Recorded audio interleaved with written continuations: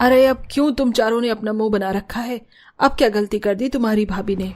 माँ, ऐसा एक भी दिन नहीं होता कि जब भाभी कोई गलती ना करी, और भाभी से बड़ी गलती तो भैया ने करी है उस गरीब से शादी करके। आपको पता भी है हम चारों बहन के कितने अरमान थे। और नहीं तो क्या माँ, पर भैया ने इस गरीब से शादी करके हमारे सारे अरमान तोड़ दिए। हमने सोचा था हमारी अमीर भाभी आएगी तो हमें महंगे महंगे तोहफे देगी, हमें पैसे दिया करेगी, हमारे साथ पार्टी किया करेगी, हमें बाहर घुमाने ले जाएगी, पर यहाँ तो हमें अपनी गरीब भाभी की जरूरत को पूरा करना पड़ता है। बेटा, अपनी भाभी के लिए ऐसा मत बोलो। मैं भी गरीब घर से ही थी और तुम चारों बहन भी कोई बहुत अमीर घर की नहीं हो। भगवान न करे अगर तुम्हारी भी ननंद तुम्हारी तरह निकल गई तो। सोचा है कभी तुमने कि तुम चारों पर क्या करोगी? माँ, तुम्हारी बातों से तो ऐसा लगता है कि तुम भाभी की माँ और हमारी सास हो। दिशा की चारों नंद उससे चिढ़ती थीं और उसे हर समय परेशान करने के मौके ढूंढती थीं। ऐसे ही एक दिन दिशा और पूरे परिवार को पता चलता है कि दिशा गर्भवती है। ये खबर सुनकर पूरा परिवार बहुत खुश होता है, पर उन चारों बहनों के चेहरे पर मुस्कान नहीं होती। उल्टा चारों बहन आपस में बातें करती हैं और अपनी भाभी को परेशान करने का प्लान बनाती हैं। निशा, दिव्या, मैं क्या सोच रही थी कि अब हमारे पास अच्छा मौका है, क्यों ना हम भाभी से दिन रात बिरयानी बनवाकर उसे परेशान करें। वो गर्भवती है और उसका कुछ ही दिनों में चौथा महीना लग जाएगा। वो ज्यादा काम नहीं कर पाएगी और एक दिन वो खुद ही थक कर परेशान होकर ये घर छोड़कर चली जाएगी। आराध्या बिल्कुल सही कह रही है। मैं तो सोच रही हूँ कि क्यों ना मैं अपने ऑफिस के कुछ दोस्तों को कल घर पे बुला लूं और भाभी से बिरयानी बनवा लूं।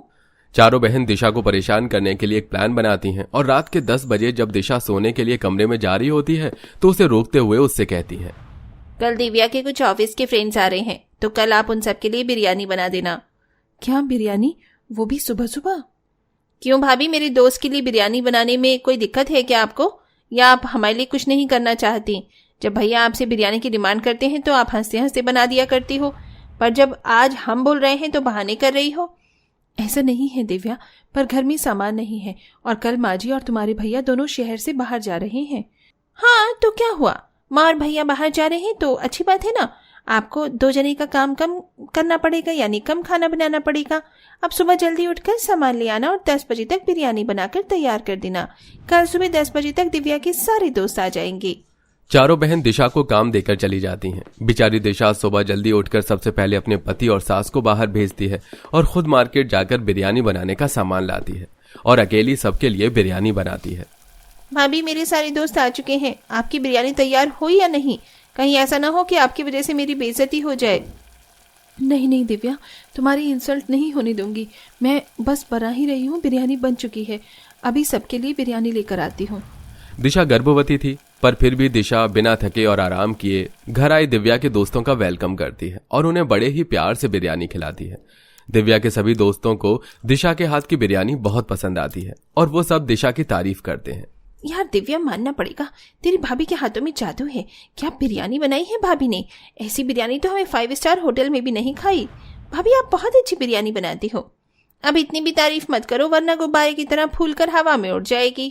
अरे कैसे ना करूं, भाभी गर्भवती हैं, फिर भी उन्होंने हमारे लिए इतने प्यार से बिरयानी बना दी। अपने दोस्तों के मुंह से अपनी भाभी की तारीफ सुनकर दिव्या को बहुत गुस्सा आता है और वो अपने दोस्तों को किसी न किसी बहाने घर से बाहर ले जाती है।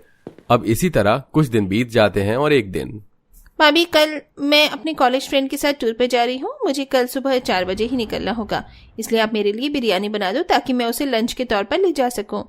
पर आराध्या, रात के 11 बज चुके हैं, मैं सुबह 4 बजे कैसी बिरयानी बनाऊं? भाभी, मैं जानती थी कि आप इस तरह से बहाने बनाओगी, इसलिए मैंने आपकी मदद कर दी है। सारे सामान लाकर रसोई में रख दिया है, बस आपको सुबह उठकर बिरयानी बनानी है। सुबह कैसे बिरयानी बनाऊं? बिरयानी को बनाने में बहुत टाइम लगता है और अगर मैं अभी सो गई तो सुबह 4 बजे तक बिरयानी तैयार नहीं कर पाऊंगी। एक काम करती हूँ, दवाई खाकर 1 घंटा आराम कर लेती हूँ, उसके बाद जाकर बिरयानी बना दूंगी। ठीक है आराध्या, तुम फिक्र मत करो, 4 बजे से पहले मैं तुम्हारी बिरयानी तैयार कर दूंगी। दिशा की ये बात सुनकर आराध्या वहां से हंसती हुई चली जाती है और बेचारी दिशा दवाई खाकर थोड़ी देर आराम करती है और रात के 1 बजे रसोई में जाकर अपनी नंद के लिए बिरयानी बनाती है। समय यूं ही गुजरता है और गुजरते समय के साथ अब हर रोज चारों बहनें मिलकर इसी तरह अपनी भाभी को परेशान करती और उससे कभी रात के 2 बजे तो कभी सुबह के 5 बजे बिरयानी बनवाती। भाभी, बिरयानी बनाने में आपको कब से इतना टाइम लगने लगा? मुझे ऑफिस के लिए लेट हो रहा है। अगर मैं आज बिरयानी ऑफिस लेकर नहीं गई तो सबको यही लगेगा कि मैं उन्हें आपके हाथों की बिरयानी खिलाना ही नहीं चाहती। कविता, बिरयानी तैयार हो गई है, पर अब मुझे चक्कर आ रहे हैं। तुम प्लीज अपने लिए खुद बिरयानी निकाल लो। भाभी कोई बहाने करना सीखी तो आपसे। अगर आपको मेरा लंच नहीं पैक करना है तो कह दो ना, इतने नाटक क्यों करती हो? कविता को अपनी भाभी पर तरस नहीं आता और वो बिना बिरयानी लिए ऑफिस चली जाती है। पर दिशा की तबीयत ज्यादा खराब हो जाती है और वो रसोई में बेहोश हो जाती है। रसोई में बर्तनों के गिरने की आवाज सुनकर निखिल रसोई में जाता है और जल्दी से दिशा को अस्पताल ले जाता है, जहां उसे पता चलता है कि आराम न करने की वजह से दिशा की यह हालत हो गई है। जिसके बाद निखिल घर आकर अपनी माँ से बात करता है। माँ, कविता, आराध्या, निशा और दिव्या दिशा के साथ सही नहीं कर रहे हैं। इन चारों ने आज भी दिशा को अपनी भाभी के रूप में नहीं अपनाया और इसलिए वो दिशा को परेशान करती हैं ताकि दिशा ये घर छोड़कर चली जाए।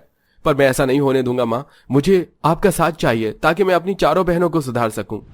बेटा, मैं तो तेरी चारों बहनों को समझा समझा कर थक चुकी हूँ, पर ये चारों समझने का नाम ही नहीं लेती। अब तो उन्हें सुधारने के लिए जो कर सकता है कर, वरना ये चारों बहन मिलकर किसी दिन अपनी भाभी की जान ले लेंगी। शोभा और निखिल कविता, दिव्या, आराध्या की हरकतों से परेशान हो जाते हैं और इसीलिए निखिल कविता के लिए एक रिश्ता देखता है और लड़के वालों को घर बुलाता है। आइए आइए, आप सबका स्वागत है। आप सबका ही इंतजार था। आप सबको आने में कोई दिक्कत तो नहीं हुई? अरे नहीं बेटा, भला हमें क्या दिक्कत हो सकती है, पर हमें डर है कि कहीं तुम्हें दिक्कत ना हो जाए, क्योंकि तुम्हारे घर में सिर्फ 8 कुर्सियां हैं और हम 12 लोग आए हैं। बच्चों को तो हम साथ लेकर ही नहीं आए, वो तो बहुत शैतान है ना, इसलिए। बहन, बच्चे तो भगवान का रूप होते हैं और अगर वो शैतानी नहीं करेंगे तो कौन करेगा? वो तो है बहन, पर बहन हमें लेट हो रहा है। आप थोड़ा लड़की को जल्दी दिखा दो ताकि हम रिश्ता पक्का करके जा सके।